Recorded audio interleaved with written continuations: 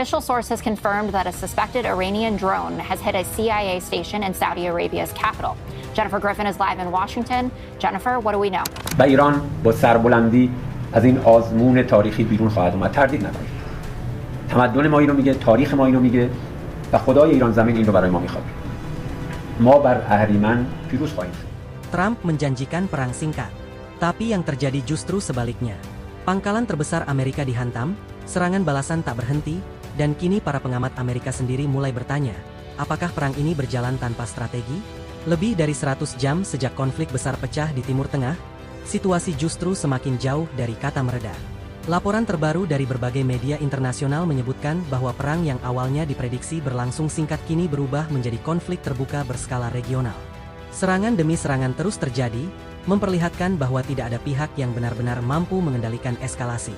Breaking news yang masuk ke jaringan televisi global melaporkan bahwa sebuah rudal Iran menghantam pangkalan militer Amerika Serikat terbesar di kawasan Timur Tengah. Informasi ini langsung memicu kekhawatiran internasional karena pangkalan tersebut merupakan pusat operasi utama Amerika di wilayah Teluk. Dalam waktu hampir bersamaan, sumber resmi juga mengonfirmasi adanya serangan drone yang diduga milik Iran terhadap fasilitas intelijen Amerika di ibu kota Arab Saudi. Di Washington, pejabat pertahanan Amerika Serikat mencoba memberikan klarifikasi. Namun informasi yang muncul justru memperlihatkan situasi yang semakin kompleks. Serangan balasan Iran menunjukkan bahwa kemampuan ofensif mereka masih utuh meskipun sebelumnya dihantam operasi militer besar-besaran oleh Amerika Serikat dan Israel. Komandan Central Command Amerika Serikat, Brad Cooper, sebelumnya menyatakan bahwa hampir 2.000 target telah dihancurkan menggunakan lebih dari 2.000 amunisi presisi tinggi. Operasi tersebut digambarkan sebagai salah satu kampanye militer paling intens dalam sejarah modern Amerika.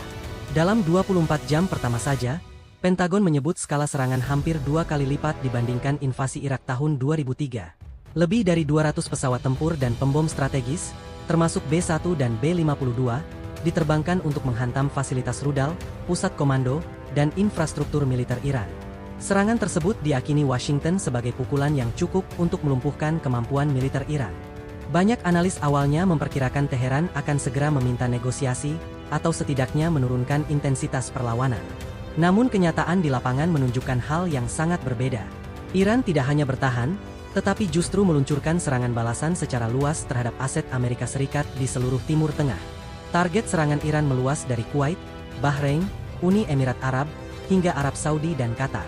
Pangkalan udara Al-Udeid di Qatar, yang menjadi rumah bagi ribuan personel militer Amerika, dilaporkan menjadi salah satu sasaran utama gelombang rudal balistik. Rekaman satelit dan laporan media internasional menunjukkan adanya ledakan besar di sekitar fasilitas militer tersebut. Serangan ini menjadi simbol bahwa Iran masih memiliki kapasitas untuk menjangkau titik-titik strategis Amerika meskipun berada di bawah tekanan militer besar. Tak hanya pangkalan militer, serangan drone juga dilaporkan menargetkan fasilitas diplomatik dan intelijen. Konsulat Amerika di Dubai serta stasiun CIA di Riyadh disebut menjadi sasaran operasi presisi Iran. Perkembangan ini langsung mengguncang narasi kemenangan cepat yang sebelumnya digaungkan pemerintah Amerika Serikat. Banyak analis mulai mempertanyakan apakah tujuan perang sejak awal memang realistis untuk dicapai. Tanggal 28 Februari 2026 menjadi titik balik ketika Amerika Serikat dan Israel melancarkan serangan langsung ke Teheran. Operasi tersebut disebut sebagai pengerahan kekuatan militer terbesar dalam sejarah konflik modern Amerika di kawasan tersebut. Serangan itu berujung pada laporan wafatnya pemimpin tertinggi Iran, Ali Khamenei. Banyak pihak di Washington percaya bahwa kehilangan figur sentral tersebut akan melemahkan struktur politik dan militer Iran. Namun efek yang terjadi justru sebaliknya. Kematian pemimpin tertinggi malah memicu gelombang solidaritas nasional di Iran, memperkuat dukungan domestik terhadap perang melawan Amerika Serikat dan sekutunya. Pemimpin baru segera muncul dan mengadopsi pendekatan yang lebih keras. Retorika resmi Iran berubah menjadi perlawanan total, menolak negosiasi dalam kondisi apapun. Sekretaris Dewan Keamanan Nasional tertinggi Iran secara tegas menyatakan bahwa negaranya tidak akan berunding dengan Amerika Serikat. Pernyataan tersebut menjadi sinyal bahwa konflik berpotensi berlangsung lama. Sejak awal konflik, Iran dilaporkan telah meluncurkan lebih dari 500 rudal balistik dan ribuan drone ke berbagai target di kawasan. Strategi ini menunjukkan perubahan pola perang menuju model asimetris. Alih-alih menghadapi Amerika secara konvensional, Iran memilih menguras sumber daya lawan melalui serangan berbiaya rendah namun berfrekuensi tinggi. Drone murah menjadi senjata utama dalam strategi tersebut. Biaya produksi satu drone Iran diperkirakan hanya puluhan ribu dolar, jauh lebih murah dibandingkan rudal pencegat yang digunakan sistem pertahanan udara Amerika. Ketimpangan biaya ini menciptakan tekanan ekonomi dalam jangka panjang. Untuk mencegat satu drone saja, Amerika Serikat sering harus menggunakan sistem Patriot atau interceptor mahal lainnya yang nilainya mencapai jutaan dolar per peluncuran. Dalam perang atrisi, perbedaan biaya ini menjadi faktor krusial. Iran tampaknya memahami bahwa kemenangan tidak selalu ditentukan oleh kekuatan militer terbesar, tetapi oleh kemampuan bertahan lebih lama. Narasi, "Time is on our side," menjadi bagian penting dari strategi mereka. Produksi senjata domestik memungkinkan Iran menjaga suplai militer tanpa ketergantungan besar pada impor. Sementara itu, Amerika dan sekutunya menghadapi tekanan logistik dan biaya operasi yang terus meningkat. Di dalam negeri Amerika Serikat, tekanan politik terhadap Presiden Donald Trump mulai meningkat. Banyak pihak mempertanyakan alasan strategis di balik perang tersebut. Bahasa tubuh Trump dalam beberapa konferensi pers menjadi sorotan media. Ekspresi wajah yang tegang dan nada bicara yang lebih hati-hati dianggap mencerminkan tekanan politik yang semakin besar. Kritik tidak hanya datang dari oposisi Demokrat, tetapi juga dari kelompok konservatif dan pendukungnya sendiri. Beberapa tokoh Republik menyebut strategi perang terlihat terburu-buru dan tanpa rencana akhir yang jelas. Kontraktor militer dan sekutu politik Trump mulai menyuarakan kekhawatiran bahwa konflik ini berpotensi berubah menjadi perang tanpa akhir seperti Irak dan Afghanistan. Pernyataan pejabat pemerintahan yang saling berbeda semakin memperkeruh situasi.